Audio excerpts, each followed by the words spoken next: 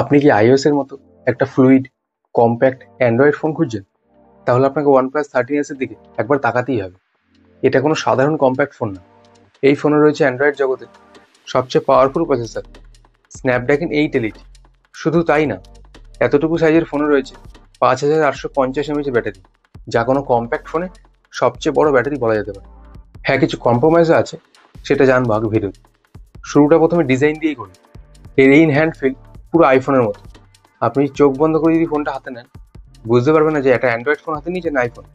এতে রয়েছে metal frame, frosted glass back. যেহেতু প্রিমিয়াম ফোন, মেটাল ফ্রেম থাকবে।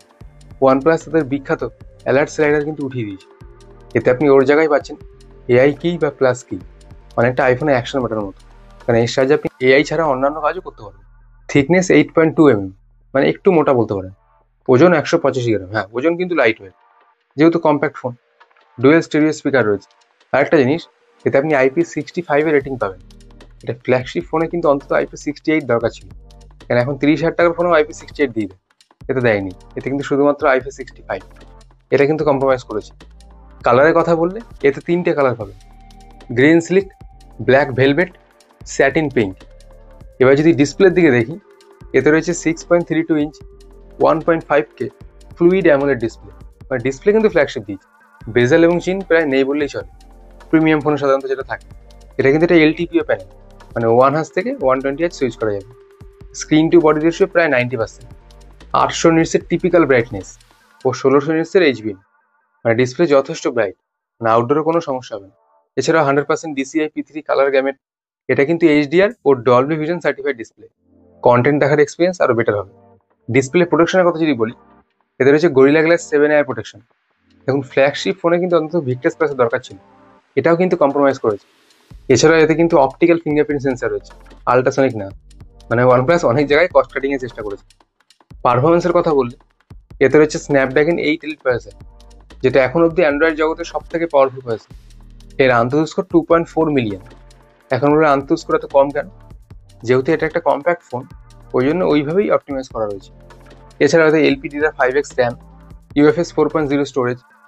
এতে আপনি BGMI, PUBG 90 FPS আনলক পাবেন। হ্যাঁ, ভবিষ্যতে আপডেটের দ্বারা 120 FPS পেয়ে যাবে। আর জেনশন ইম্প্যাক্ট 60 FPS আনলক পাবেন। হ্যাঁ, ফোনটা গেম খেলতে গেলে কিন্তু হিট হচ্ছে, তবে ওভার হিট না, কারণ 4400 mm² ভেপার কুলিং চেম্বার আছে। কম্প্যাক্ট ফোন অনুযায়ী এইটুখানি হিট হবেই, যেহেতু একদম পাওয়ারফুল প্রসেসর রয়েছে। ক্যামেরা যদি দেখেন, 50 মেগাপিক্সেলের মেন ক্যামেরা সোনি লাইটিয়ার 700C, আর 50 মেগাপিক্সেলের 2x টেলিফোটো লেন্স, যাতে স্যামসাং এর JN5 সেন্সার রয়েছে। আর সেলফি ক্যামেরা 32 মেগাপিক্সেল। এতে মেন বা টেলিফোটো সেন্সার 4K 60 FPS এ ভিডিও রেকর্ড করতে পারবে। আর front camera 4K 30 FPS। Camera কিন্তু কিছুটা ডাউনগ্রেড আছে, কেন ক্যামেরা টেলিফোটো লেন্সে কিন্তু ওআইএস নেই, একমাত্র মেন সেন্সারে ওআইএস আছে। এতে কিন্তু হ্যাসেল বেল্টে টিউনিং নেই। ফ্ল্যাগশিপ অনুযায়ী ক্যামেরা কিন্তু আরও ইমপ্রুভমেন্ট দরকার আছে। আপনার যদি ক্যামেরা প্রায়োরিটি হয়, তাহলে আপনি এই দামে OnePlus 12 পেয়ে যাবেন। ওতে এর থেকে অনেক বেটার ক্যামেরা রয়েছে। ব্যাটারির কথা শুরুতেই বলেছিলাম, 5850 mAh সিঙ্গেল সেল ব্যাটারি, 80 ওয়াটের ফাস্ট চার্জিং। হ্যাঁ, ব্যাটারি সেকশনে কিছু কস্ট কাটিং করেছে, যেমন এতে কিন্তু ওয়্যারলেস চার্জিং নেই।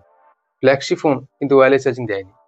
ব্যাটারি ব্যাকআপের কথা যদি বলি, আপনি যদি মডারেট ইউজ করেন, একদিন ভালোভাবে চলে যাবে। হ্যাঁ, এইটুখানি বলতে পারি যে কোনো কম্প্যাক্ট ফোনে সবচেয়ে ভালো ব্যাটারি ব্যাকআপ পেতে পারে। ওএস এক্সপিরিয়েন্স কিন্তু খুব ভালো, যেহেতু OnePlus-এর Oxygen OS 15 রয়েছে, যেটা বেস্ট অন Android 15। মানে একদম ক্লিন এবং ফ্লুইড ইউআই এক্সপিরিয়েন্স খুব ভালো পাবে, কেন বর্তমানে one of the best UI বলতে পারেন।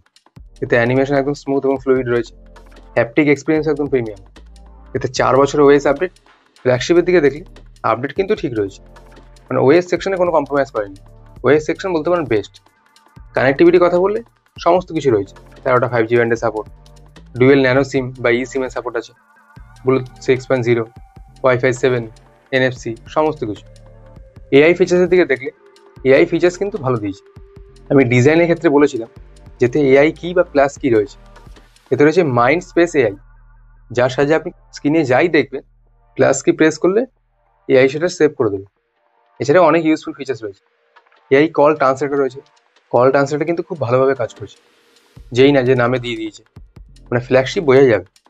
এআই কল ট্রান্সক্রিপ্ট, এটাও কিন্তু ভালো কাজ করছে। আর ক্যামেরার ক্ষেত্রে কিছু এআই রয়েছে, যেমন এআই রিফ্লেকশন ইরেজার, এটা কিন্তু খুব কাজে লাগে।